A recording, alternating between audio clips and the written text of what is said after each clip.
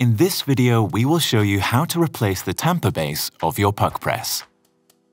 You need to order a tamper base. You can only replace the tamper base within the suitable upper clamp range. Please check the diagram showed on the screen. The tools you need during the following instruction are the Allen key that comes with the PUQ press, a brush, and a dry cloth. Start with pressing the Set button. The tamper base will come down and CL will appear on the display. Remove the top cover. Loosen the tamper base Allen screw and remove it.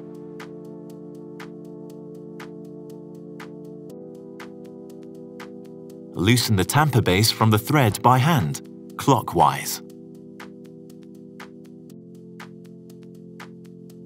Clean the thread and cavity of the upper clamp with a brush or cloth. Fasten the new ordered tamper base by hand, counterclockwise.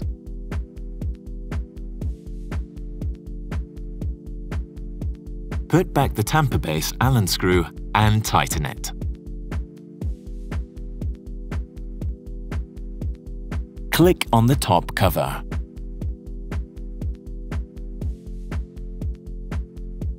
Press the Set button once. The tamper base goes back up. Let's tamp.